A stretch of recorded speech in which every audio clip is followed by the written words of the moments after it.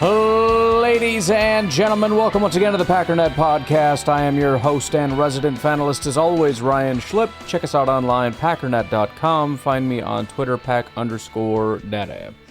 Well, because it's a late-ish game, we're going to do a sort of live-ish preview of the game, meaning the voice you're hearing right now is a voice of a person who has not even seen the beginning of the game. So I got nothing for you at the moment. In fact, the Vikings game has just started. I actually decided to fire up the recording because I might have thoughts. But that is the plan. Hope you all had a great time. I really, really hope you guys had a good time watching the game. Ha! McCarthy sucks. I'm just kidding. I was waiting a long time for one bad throw so I could just jump on here and say he sucks. All right, Packers game is about to fire up here. Fortunately, I've been good and, stupid as it sounds, good and distracted enough where I'm not feeling super anxious. Not as bad as a regular season, and there's not that much to get anxious about, but, I mean, I don't want to see things look ugly, and I certainly don't want to see any injuries, so that's the only thing that's kind of got me a little anxious. Otherwise, just beyond excited right now. All right. Packers are sitting 13 players. This is Packers Wire via Zach Cruz. Quay Walker, not going to go. Watson was obvious. Reed, we kind of knew. Wicks was iffy. Nate Hobbs, very obviously was going to be out. Kind of like Xavier McKinney. I wouldn't really expect to see him much the rest of the offseason, but as of right now, the expectation is he will be ready to go week one. Speaking of, Xavier McKinney is also out. Emmanuel Wilson, Marshawn Lloyd are not going. Cornerback Kamal Haddon. Defensive lineman, edge rusher Colin Oliver, who we have not had a chance to see at all. Tackle Rasheed Walker. Guard John Williams, same.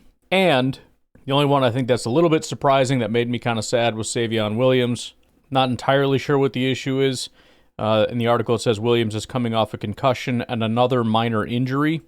I don't think it would be the concussion that would hold him out, but I'm guessing it's the minor injury, and I don't know what that is. But Justin Fields back in the house. Aaron Glenn back in the house. Guys, NFC North guys that are familiar with this stadium, obviously. Your Packers captains for this evening's preseason opener. Newly minted grad Colby Wooden, I think I saw he got a business degree or something. Zane Anderson and Chris Brooks. Temperature 78, winds 5 to 10 miles an hour, cloudy, 82% humidity. I just see that on the TV screen, so I figured I'll read it. Quite a bit of rain today, so I believe the rain is done in Green Bay, but it might be a little bit of sloppy conditions. Jets call tails. It fails. Packers want the ball, will receive. We're caught up with the notes, and I'm about to watch a kickoff here, folks. Immediately flags start flying. This is just standard. Banacanda was the one that took it out. I don't know who was back there with him, but somebody was just desperate to try to force a fumble by running back like he was going to catch it. I don't know what the heck he was doing. Baron Sorrell, penalty on the very first preseason rep. Come on, guys. But anyways, we got Jordan Love kicking things off. By the way, I said last year they must have gone 3 and out. It was an immediate touchdown. I saw a lot of people posting that highlight, so just a quick correction on yesterday's podcast. 2 plays in a row, we got penalties. Looks like it was Tufele on the defense, though. I was about to get a little, preseason or not, pretty annoyed. Fortunately, that was the Jets, but still, starting the game with 2 penalties, a little bit annoying. All right, boys. We got Golden out there right away, by the way. Looks like it's going to be Dobbs and Golden to start things off. I think we got the 2 tight ends out there as well. I can't fully see, but they've been doing that a lot in training camp as well. 2 wide receivers, 2 tight ends, 12 personnel. Quick pass to Romeo Dobbs, and there's that drop. That's what we were talking about. He can make some great catches, but man, is his little helmet thing bigger? The little goofy balloon thing on his helmet, I swear, is 3 times the size that it normally is. But look, this is the reason we drafted Matthew Golden. I mean, it was a good throw. Is on the money. And dropped the ball. Got to knock that off. Chris Brooks with the handoff. Not going to do every play, but just kind of, not the greatest read in the world by Chris Brooks, but used a little bit of power to lower the boom and pick up some good yardage. Brings up 3rd and 1 Not a big deal, but I mean, if they don't convert here, then it's going to be not only is it going to be a 3 and out, but they started 1st and 5 with that penalty. So they got to do something here. And that's another drop by Romeo Dobbs. My goodness. Giving a lot of props to Sauce Gardner. We'll see if he's got his hand in there or not. But, I mean, that's the kind of stuff we got to fix. I think Sauce just had his hand right in there. It's one of those things, man. You gotta get out there and catch that ball. You can't just watch it come into your chest and let a guy like Sauce pop that out. You know what I mean? So, Packers go 3 and out with a 5-yard penalty to start things off. Get a chance to see the defense now. That was a wild punt. I forget sometimes how sloppy certain things look in the preseason. You just watch and like, what are you doing? That was Deslin Alexander on that punt. You had one guy, I think it was Welch, immediately got down there, making plays, gets the guy. Welch, as Deslin Alexander runs right past him. Like, is anybody going to help this guy bring him down? Anyways, they got him down. Good punt, good coverage. Kind of, not Deslin Alexander. And Justin Fields is officially back. Great play by Van Ness and Isaiah McDuffie shooting the gap. Another run, another play, not going anywhere. Devontae Wyatt staying strong. McDuffie coming in to clean up. I think he even had Valentine, who, by the way, is starting right now, which makes me pretty happy. I know Hobbs is out, but I was glad to see that. It's going to bring up 3rd and 5. Let's see if we can get them off here. This is the defense we're all very excited about. We want to see something a little bit different this year. Too much time, leaves a bunch of room underneath, and you just got a classic Joe Barry of we're going to drop everybody into coverage and we're going to drop them too deep. We're going to simulate pressure, only bring 4. 4 can't get home, and a guy runs 6 yards down the field on 3rd and 5. Nobody there. I mean, either bring pressure or cover. You got to pick one or the other. You can't do neither. I don't understand how you can do neither. It's not like it was 3rd and 12. It was 3rd and 5, bro. Maybe one of the players got too deep. I have no idea. I don't understand that stuff. Oh, yeah, Josh Myers is the center, I believe. So he's also returning here. Ball's been coming out pretty quick, so it's hard to really judge the pressure up to this point. Another just right in the middle of the field. Nobody there. They're sticking with the 4-man rush. And again, if you're only rushing 4, there should be a lot of coverage. And I don't know how there's so much space. You know what I mean? Again, I'm not panicking in a preseason game. These are just thoughts as far as what we need to see better from the defense. And there's a giant hole right up the middle. Looks like Braylon Allen, I think that is. Be interesting to go back and kind of see who... And Bullard made the play on the tackle, but I kind of think he was the one that really should have filled that gap there. Linebackers also playing downhill.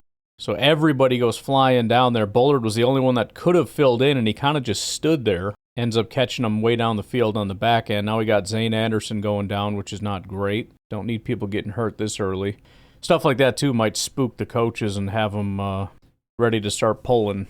And I fully support that. I am entirely ready to go see Malik Willis. I don't need to see Jordan Love. I don't give a crap if they didn't get a first down. Fine, they suck. I don't care. Pull them. It doesn't matter that much to me. It's not like it's an accomplishment anyways. Oh, wow, you drove down the field and got a touchdown against the freaking Jets. Whoop-de-doo. I don't care. What are we trying to prove here? That time we decided to bring a little bit of extra pressure. Edgerrin Cooper came on a blitz. He ends up getting double-teamed, borderline held, but whatever. Pressure doesn't get home. That's the danger in bringing extra pressure. Again, a guy wide open under. Who is that? I keep seeing somebody on that back view, probably different people every time, but it was Isaiah Simmons in that case. They just keep drifting deeper. They're so scared of those deep shots. There's somebody wide open 10 yards down the field, and that was a massive gain for the Jets. There's a good stuff on a handoff on that play. Get back into the rhythm. Kenny Clark got him. By the way, the safeties, it looks like with McKinney out, it's Zane and Williams with Bullard playing in the slot. Kind of makes sense given the situation. Ooh, man, Rashawn had a real nice rush, but Justin Fields, you ain't catching him. Still did a really good job. Bullard and somebody else protecting the sideline. Minimize the damage on that one. That's going to bring up 3rd and very short. It says 3rd and 5. It looked like 3rd and 2, but what do I know? Real nice rush on that. Justin Fields able to escape, and he ends up getting a touchdown. First time they really had good pressure the entire time, and nobody is able to bring him down, which is the problem. I mean, getting a pressure is one thing. You got Wyatt with a big push. Kenny gets up the middle. And this is kind of the problem with training camp, too. I mean, Justin Fields is unique, obviously. But in training camp, you look at that and go, that's a sack. That's a sack. They held up, but that would have been a sack in the game. No, not necessarily. At the end of the day, not all these are sacks. You guys got to finish. If you get in there and you get an arm on him, you got to be able to bring him down. Again, Justin Fields is a big dude. He's super fast. He's hard to bring down. It's always been that way. I'm super glad he's not the Bears quarterback anymore. I'm more scared of Justin Fields than I am Caleb Williams at this point. But, it is one of those things. It's what, first of all, you have to get pressure. And then second of all, you got to do something if you get pressure. It's not good enough to just, hey, I got in there and I got an arm on him. I'm going to call that good. This ain't training camp anymore. This is a game. You got to get dude down. So starts off with a 3-and-out, even with a penalty for the Packers' starting offense. And then our starting defense against Justin Fields in the bullcrap Jets, they drive down and get a touchdown. It's preseason. It's vanilla. I get all that. But the point is, you kind of see where you're at and where you need to get. This is the kind of stuff that's good to get out there and be like, okay, not training camp anymore. We got to tighten this up. Things that we thought were maybe good because it looked good in training camp. By the way, this. The other benefit is you're not going up against the Packers anymore. So you're not seeing these same. You're not playing the Matt LaFleur offense. You're not playing the Jeff Hafley defense. This is different. So it's good. It's different looks, mobile quarterbacks, all these different things that you're not able to simulate in practice. You get here, get it out of your system now, put it on tape, see who can do what, who can't do what, who needs to work on what. Again, I'm not panicked about losing to the Jets. I'm not saying we're going to, but just hypothetically if we did. The point is you got to put this stuff on tape. You got to work through it. And, everybody's a superstar in training camp. Everybody thinks everything's different. Everything's going to be different unless you're the Chicago Bears and Caleb Williams. I don't think even they can spin that one. But it's just the reality, man. I mean, the Browns think they have a superstar quarterback because of their 5th-round pick. The Bears can't even spin the number 1 overall guy. It's going so ugly right now. But anyways, get humbled a little, get punched in the mouth a little bit, get mad, and then get back in the lab and get to work. Because ultimately what you need is to be ready for the Lions week 1. That's what you need to be ready for. We'll see if starters get another shot. I wouldn't be surprised if they were. Matt LaFleur, if I had to guess, he's not going to be happy with a 3-and-out, especially after they just went down and scored. Zane might scare him a little bit. I wouldn't be surprised if they get another shot. I don't want them to get another shot. Oh, it's Ballantyne, I think, that keeps doing that, but here comes Bannican. Nice little move there. Still doesn't get very far to about the 25. By the way, this new kickoff rule, and I was in favor of the change. I forget exactly what it was. But the point is, it's going to mean more returns. I genuinely believe that. We do have the starters coming out here. See if we can throw it to Golden instead of Love, maybe. Golden instead of Dobbs, maybe. No offense, but 2 Dobbs, I'm calling them drops, kind of killed that last drive a little bit. Chris Brooks, a pretty strong running back. Oh, that's going to be a penalty. I don't even care, man. I'm not. Oh, geez, Zach Tom just keeps every time I keep saying I'm not mad, he just makes it worse and worse. Zach Tom's good for Zach Tom though. At the end of the day, this is a preseason game, and some dude's going to sit there and mug your running back. Get in there and frickin' punch him right in the throat. Look, if you can't do that in a preseason game, stand up for your guys in a game that doesn't matter. So what is he going to get ejected? I don't frickin' care. Then pull the starters, put the backups in. But that jagoff is sitting there beating the crap out of your running back. Go do something about it. It's offsetting fouls anyways. Good for Zach Tom. I'm happy. That guy's a jagoff.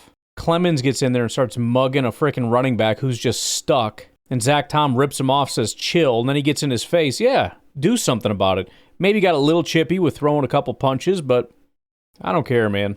Especially as an offensive lineman, that's your job. You protect your guys out there. Another freaking drop, this time Malik Heath. Guys, this is... It's frustrating on one hand, but at the same time, again, it just reiterates this is why the Packers did what they did. This is why they went wide receiver, offensive line, wide receiver. We've had 2 passes to Dobbs, 1 to Heath. Dobbs has a drop. Heath has a drop. How many receptions do we have? 0? Maybe 1 to 0, and 2 frickin' drops. And then there's Golden. By the way, Jordan, frickin' flag. Jordan is pinpoint right now. Golden, what happens? Ball caught out and away from his body. Great hands. Gets up the field for a first down. This is probably against the Packers. Hands to the face defense. Good. So I mean, look, this is an advertisement for Matthew Golden. If you're Brian Gutekunst, they're just putting an advertisement out there for you. You throw it to Dobbs, he drops it. You throw to Dobbs again, he tries to body catch and it gets punched away. Rather than out and away from the body and fighting for the ball so that the corner can't do that, lets it come in, gets knocked away. Malik Heath right in the hands, drops it. Matthew Golden comes in, your first-round pick, boom. Beautiful throw, beautiful catch, first down. Brooks is A.J. Dillon. I mean that in the nicest possible way. His vision every single play is like, why did you do that? But he's strong enough to pick up an extra 2 yards after he makes a mistake.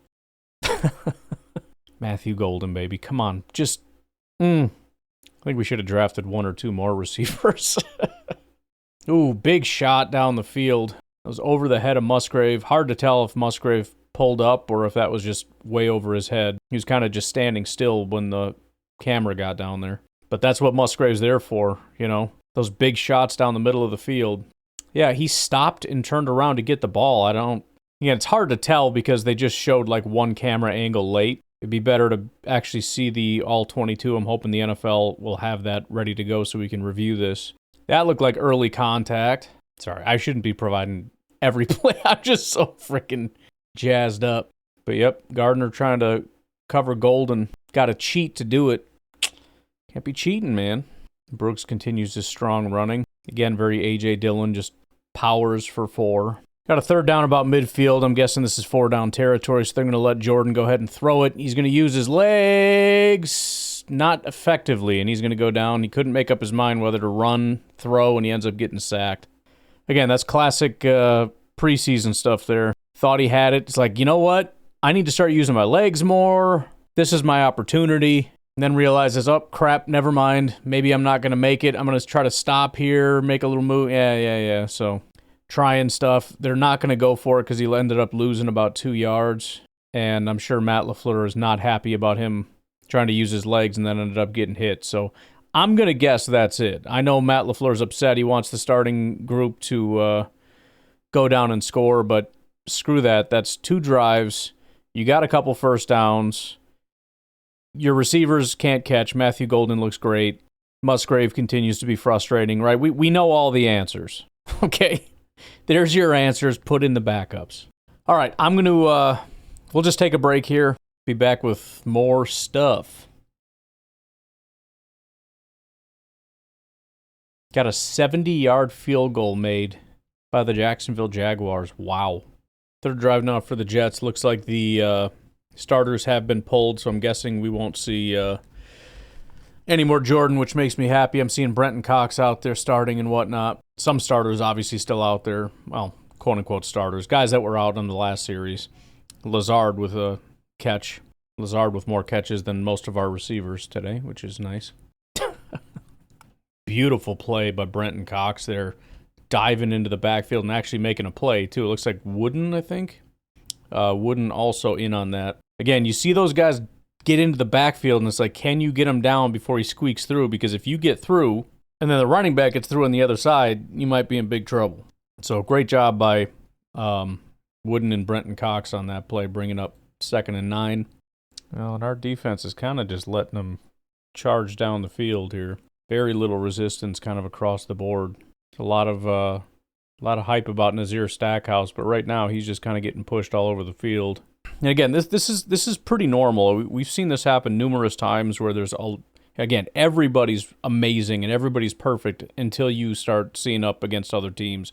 We had a couple years ago when we had like the best pass rush in football. It was this unstoppable pass rush, and we had the scrimmages, I think, with the Patriots and some other teams, and we couldn't do anything. There was zero pass. That was a year that we thought we had this dominant defense, and they were so tough. And we had I think it was the Patriots came into Lambeau and started calling us fake tough guys and just beat the living crap out of us. And again, another just huge chunk play down the field. Just giant holes all down the field, just leaving guys open. Again, they're probably playing some pretty vanilla zone stuff, but at the same time, I mean, there's no play call that's called don't try and leave everybody open, right? There's still an expectation of playing well and, being in the right spot and making sure that guys aren't wide open. And the middle of the field on the defense, just kind of across the board. I mean, again, if it's just that it's vanilla and it's easy, go tell that to our offense. Hey, it's easy. They're just calling vanilla stuff. Guys will be open way down the field. It's no big deal. That's not how that works. We do have Bo Melton out there. Haven't seen anything yet, but just worth noting. Now, third down, they were actually able to get a stop there. It looked like the exact same thing as every other time. They simulate pressure. They end up bringing four. They leave a guy open down the middle of the field. The difference being this time, Tyron Hopper was able to actually close and stop him short of the first down. So I think they're going to end up going for it. It's the preseason. It makes sense. This is pretty easy field goal situation in a normal, maybe not, who knows, more aggressive team. The guy is from the Lions. But bottom line, good play from Tyron Hopper to actually execute that. Oh, great stop by the defense. My goodness. We got Wooden is in there. We got Oladapo in there. Cameraman, I hate when the cameraman just decides he's the one that did it, so I can't see who all was in there. But they gave the credit to Wooden. He didn't do anything. He was the last guy in there. I hate when they do that. Cameraman's still following him down the sideline. I'm going to go back and rewind that so I can see who actually did that. The announcers are giving it to Christian Welch, who did a pretty good job. I think that might be Kingsley and Igbare there. All I can see is a 5. So I'm not sure, but I think it looked like Kingsley and Igbare completely stonewalled him. Welch came in from the side to kind of get a stop, and then you had Wooden once he was basically stopped, just kind of coming over the top of him. But great job by the defense in general to get a stop there. And although he was kind of third in line for getting praise on the play, it's the second time I've said his name. So big fourth down stop. We should see Malik Willis now coming out. Zach Cruz mentioning that Nazir Stackhouse was in on that. Looked like he maybe didn't get his hand on the player, but was a complete wall, which is really what you need him on those 4th and 1 situations to not allow yourself to be moved. And if you can stop 2 guys, now you got the numbers advantage where guys like, whoever, Welch and Igbare, Wooden, that's when they can win their one-on-ones and be able to make some plays. Immediately, Malik Willis is looking like Justin Fields out there. They get penetration, they get hands on him. Can't bring him down, though. And that flag, I'm assuming, tackling Malik Willis out of bounds. Can't be doing that nonsense. But yeah, Malik, very Justin Fields-esque. Very hard to bring down, very hard to tackle, and very dangerous if you end up not actually bringing him down. So picks up a 6-yard gain with his legs, and then first down because of the penalty. Immediately got a bad snap on that next play. Malik is able to recover. He tries to throw a quick sidearm to Musgrave, who's not paying attention, so he has to kind of pump fake it. Fortunately, though, another late hit out of bounds by the Jets who are just playing stupid out there. It's actually kind of funny because and we'll see if we have time to talk about this, I saw a note that the Bears were actually playing really dirty football against Miami. Like in a scrimmage, they're going out hitting quarterbacks in red jerseys. Like Tua, going out and hitting Tua in a practice. Really dirty football. These are the Lions guys. The Lions offensive coordinator puts out this culture of just being a scumbag. The Lions defensive coordinator goes over to the Jets, and what do you got? 2 late hits out of bounds. Great throw. Right down the middle to Fitzpatrick. Again, and I don't want to jinx it, but one of the things I love about Malik that I think is underrated, he's actually really accurate. I mean, Jordan looked great today. I've got no issues with Jordan, but I mean, he throws these balls on a line right on target. If he could just maintain what he's doing, his ability to run, his ability to read, and his ability to throw, I mean, he is... No, we just lost our power. Fortunately, I didn't lose our podcast here. It saved where we left off, but I don't have internet, so I'm not watching the football game right now. First frickin' game of the year, and of course, first time the power goes out all year. Just waiting for the internet to come back so I can watch the football game again. Oh, boy. Okay, we're back. I don't know what I missed here. I couldn't tell you exactly what happened, but it looks like the Packers settled for a field goal, so whatever. Now, defense is back out. Ran a couple plays here. I will say, again, not that they can make the play every time, but the penetration has actually been quite good. Enigbare again in the backfield making a play. Somebody else got in there first. I'm not exactly sure who it was. And great stop there. Not Preston Smith, that's Warren Brinson. So 91, I was like, wait a minute. Well, I was saying I was hoping that we're gonna see a little bit of Warren Brinson. Haven't heard a ton from him, so makes a big stop there. It's bringing a fourth down. Mecole Hardman's going to be back to collect this one. And the Packers are going to be backed up pretty bad on that one. And another drop, this one by Mecole Hardman. Unbelievable. 3 different receivers with 3 different drops today. Oh, jeez. How Malik gets stripped. Touchdown. I mean, again, preseason's preseason, but you don't want to get embarrassed in your own house, man. I mean, it's like I said, as far as being nervous, don't get injured, don't get embarrassed. So I don't know who the offensive lineman was that gave that up. Yep, Sean Ryan. Sean Ryan gives up the strip, which turns into a touchdown. And again, you know, there is a balance between it's preseason and also, yeah, but that doesn't mean you're allowed to suck. There's a reason Matt LaFleur is going to scream at these football players at halftime and after this game. And it's not because he doesn't care. It's not because the preseason doesn't mean anything. Sean Ryan right now is presumably our starting right guard. He's going to be in situations just like that against guys that are nowhere near, or excuse me, that are significantly better than Tufele. It wasn't even Tufele, was it? Tufele just recovered it. He's not even the guy that did it. But he just handed the Jets a touchdown. So, you know, errors are one thing. Drops are one thing. Penalties are one thing. Just getting the crap beat out of you in a straight-up mano-a-mano situation that costs you 7 points in a game. And again, the additional frustration, the only reason Sean Ryan is even in that situation is because we have a first and second round pick that apparently are not good enough to start on this team. We'll see who ends up winning these jobs, but that's beyond unacceptable. Now, Malik Heath with his second drop of the day. It looked like it was a good defensive play. Nope, went right through his arms. So we got 2 drops from Malik Heath. We got 1 from Mecole Hardman. We got 1 from Dobbs. And also, again, the good play by Sauce, I think, is one of those where you need to be fighting back for that a little bit. So outside of Golden, man, these receivers have been extremely disappointing. And then we got a big shot from Malik Heath, who's wide open, and he just missed him. Now the first nice play is a hold by Monk. So Monk's on the naughty list. Ryan's on the naughty list. Malik, Mecole, Dobbs. Good old preseason. And another penalty. Anthony Belton gets a penalty for not being on the line of scrimmage.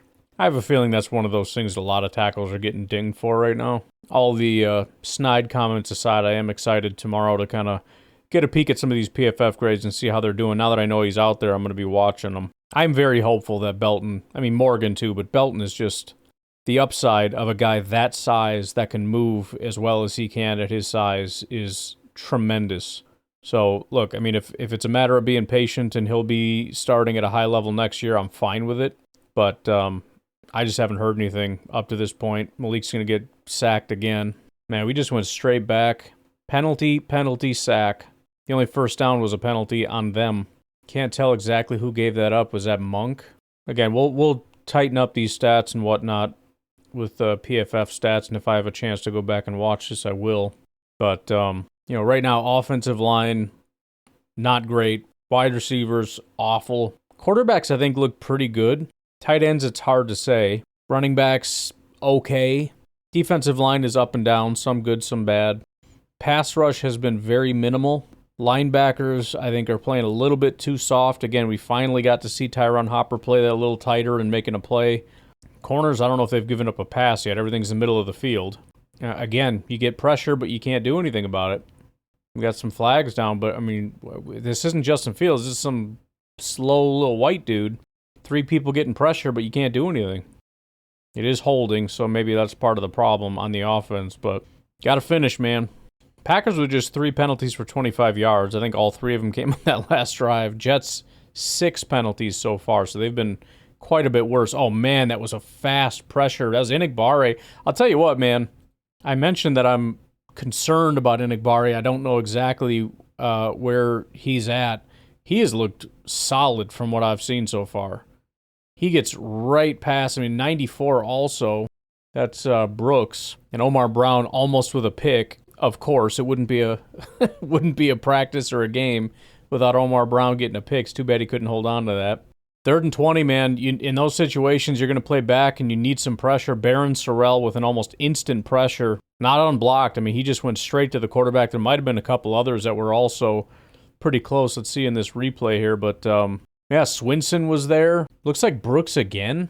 So pass rush is waking up a little bit, and great to see Barron Sorrell when his number's called in a critical 3rd down situation. You got 3 guys, Barron Sorrell, Swinson, and Carl Brooks. And Hardman just turned the ball over. I swear. Send all the receivers back inside the locker room. So Mecole Hardman now has a drop and a muffed punt that got turned over. Eesh. And another swarming defensive play with Inigbare and a few other guys in there. Holy cow. It's one of those tough, demoralizing situations that you need your guys to step up in. Also think I underestimate how big Colby Wooden is because he's standing next to Nazir Stackhouse, and I swear he's bigger than Stackhouse is. Man, beautiful play by Brenton Cox. Sacks the quarterback for 5. Holy cow. Everybody on the defense is stepping up right now. Again, corners I don't think have given up a single play hardly. The pass rush and run defense has been nonstop these last couple. So 2-minute warning. Some glimmers of something positive here. Isaiah Simmons with a real big miss on the play. We got a free shot at a wide receiver. You can't be out there missing. But fortunately, the ref called him out of bounds. They're going to kick a little chip shot field goal. It's going to be a 17-3 game. Packers are going to run a 2-minute here. See what they can do. So that's 10 points out of 17 that have been gifted so far. 4 drop passes, lost fumble in your own end zone, fumbled punt return. 10 points off of turnovers. I mean, at the end of the day, I want to see a good defense and some good quarterback play. The rest, it'll sort itself out.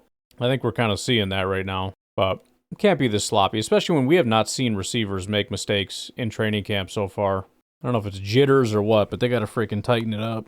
Julian Hicks, I'm not going to call that a drop. That was a little bit high. I mean, catchable, probably, but whatever. Jacob Monk with another holding penalty. Kills another first down. I mean, just the offensive line is rough.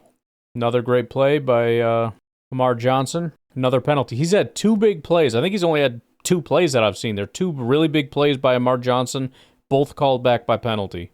And that's Will Shepard, the wide receiver, who got called. Trying to just get to halftime here, and it just will not stop. 2nd and 30 due to penalty. They're just going to hold it, run the ball. It's going to go nowhere. 3rd and 29, they're probably just going to run it again. Well, he's in shotgun, so much for running it. Well, it is halftime. We do have some halftime grades. Jordan Morgan, Zach Tom, the only offensive players in the 70s. Below a 60 is pretty much the entire team. Tucker Kraft, Cornelius Johnson, John Fitzpatrick, Will Shepard, Luke Musgrave, Ben Sims, Abanikanda, Julian Hicks, Mecole Hardman. Then in the 40s, Chris Brooks, Jordan Love for some reason. I don't know what he did wrong, but they hated him. Jalen White, Amar Johnson, Malik Heath, and then Romeo Dobbs at the bottom. Defensively is significantly better. The guys below a 60. Edgerrin Cooper, surprisingly, 55. Christian Welch, Keyshawn Nixon, Brenton Cox. Again, I think Brenton Cox apparently has some missed tackles. I think the pass rush has actually been quite good. In the 40s, Devontae Wyatt, Isaiah Simmons, and then Barron Sorrell. Again, these might be a little slow. Let me refresh this and just make sure it's got the most recent here. It's staying that way. But on the positive 70 or above, Kalen King, Lucas Van Ness, Carrington Valentine, Rashawn Gary, Isaiah McDuffie, Colby Wooden, Kingsley Inigbare, and then the top is Tyron Hopper. So very happy with that. I'm going to take a break here. We'll see how this second half goes. Obviously don't have enough time to be doing as much of updates, but I'll do a little bit more sparse. But we'll be right back. Matt LaFleur doing the interview, very unhappy.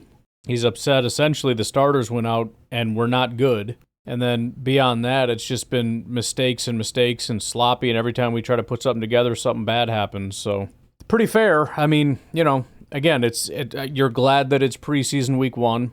And bottom line, you expect to see improvements in week 2, expect to see improvements in week 3, and then it's go time. You know what I mean? I mean, there's no more excuses, no more, whatever. Week 1, you got to be ready to play the Lions. So, and remember, the Lions, I don't even know what they did this last week, but remember, the Hall of Fame game was beyond embarrassing for them.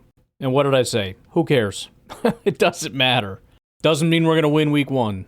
But again, you can't say it doesn't matter when the head coach is furious and basically says this isn't good enough. So, Jonathan Baldwin, great play on special teams. And I find it hilarious, by the way, when announcers say he is stoned as a way of saying, he got smoked. I find that hilarious. I'm a juvenile child, I guess. Kalen King with a beautiful play to hopefully end this drive here. Simmons also a linebacker, making the quarterback come up short. And darn it, they're going to go, oh no, they're punting. I was like, come on, don't go for it. I want King to have had the play to end the drive. He did. Attaboy. All right, Packers are up. Real strong running from the Packers running backs, looking real good. But unfortunately, again, you got a third down conversion on 3rd and 1, and you got Donovan Jennings with a holding penalty backing him up. So, this is just how it's going to go week 1. Again, sometimes you need to be humbled a little bit. These guys are going to get tore a new one. And then, the guys that are willing and ready to come back and respond can play for the Green Bay Packers, and the ones that aren't, won't. Thanks to that penalty and a pretty rough rep from Clifford, who's in now. Packers are going to punt. Jets start inside Packers territory. It's just how it's going today. And there goes another touchdown for the Jets. This here is shaping up to be quite a blowout, folks. Man, Clifford is looking bad. And a third holding call on Jacob Monk. Another holding penalty, this time Anthony Belton. This is bad. This is real bad. With that, the Packers have to punt. And on the punt, another holding call. Return team changed their mind. Whew. Jets drive down, get another 3, 27-3. Fourth quarter is just beginning. It's a very long game. I tell you what, if there's been one superstar in this game, it's Amar Johnson. Like I said, his first time I saw him, big play, gets called back. Next time, big play, gets called back. Comes out, couple more hard-running plays, and then breaks one for a long touchdown. We're going to have to do a little digging into some of the lower roster guys to kind of get refamiliarized. But Amar Johnson, I'm trying to think who else I would put ahead of him as far as being impressed. I mean, obviously you want to say Golden, but opportunities were extremely limited. He had essentially one catch on the day. I can't, in good conscience, put him ahead. I mean, even leaving aside the touchdown, which at this point we're all dying to see it, but I mean, who could it? It's none of our receivers. Not a chance. It's not the quarterbacks. It would have to be a defender, but who could it possibly be? I mean, again, Brooks seems good. Enigbare, Brenton Cox, Stackhouse, all these guys made plays, but just every time I look up and I see the guy, it's like, holy crap, that was a nice play. Probably missed a couple, but I just am very impressed, especially on a team that right now, and I listen, again, Chris Brooks, some hard running early. Abanikanda, I thought, had some really hard runs. But it's a team largely that's, grinding for 2, 3, 4 yards a carry, and this guy comes out and he's ripping off 7, 8 yarders, and then just rips off a big touchdown run. Immediately after that, they respond with a big running touchdown as a flag. That better be on them. Kalen King with a beautiful pass breakup. That was real nice. Another third down stop, too. Attaboy, King. And we're down to 2 minutes. Elgersma's finally in. Kind of can't help but feel excited for the guy. Somebody like Elgersma, the odds of him ever becoming a starting NFL quarterback are as close to 0 as you'll ever get. But he's out there. You can see the nerves. You can see everything. He's all amped up. He wants to go down, drive down, and get a touchdown. And they're pretty close. See how it goes. Fingers crossed. We'll let this run out, give my final thoughts, see what PFF had to say, and close this thing out here. It's a nice first down conversion. I just need to hurry the heck up. And you got 3 timeouts, and they're doing nothing. There's 18 seconds left. What are we doing here? We're seriously going to end the game with this? Why would you do that? That's so weird. Why wouldn't you let him take a shot there? Whatever. All right, so that's it. I'm going to give PFF a minute to kind of refresh that. Look, I mean, you came along for the ride. You kind of know all my thoughts. Special teams, as far as the kicking, it was great. Mecole Hardman, I mean, What are we doing here? We can't use Jaden Reed. We can't use Keyshawn Nixon. We can't use Matthew Golden. And now we can't use Mecole Hardman. I mean, I guess Keyshawn's just got to be the guy. I don't know what else to do unless Savion Williams can do it. I don't know. Defense started to tighten up, but obviously scoreboard not fantastic. I was happy with a lot of the guys on the defensive line who started showing up. As far as the grades go on defense, Isaiah Simmons with a 29 grade.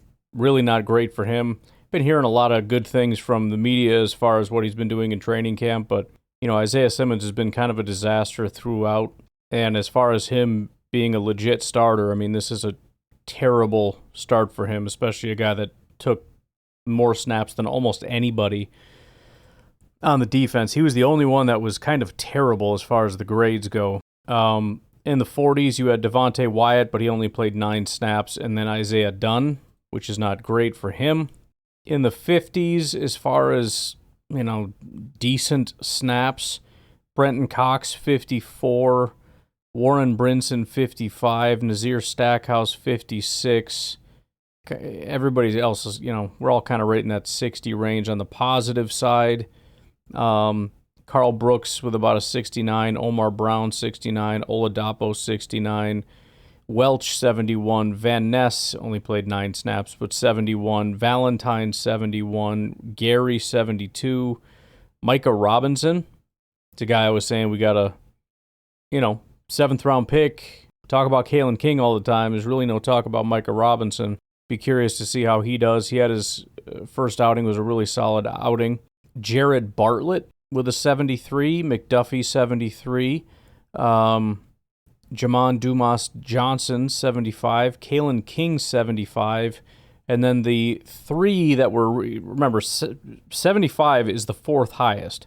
Then you have a jump, Colby Wooden 81, and then from there, like a 90 with Tyron Hopper and a 91 for Kingsley Enagbare. So those guys really stood out. Super excited about Tyron Hopper. Obviously, this is just a week 1 preseason thing. Nothing is definitive, but, I'm rooting for Hopper to be able to take a step and be a legit starting linebacker.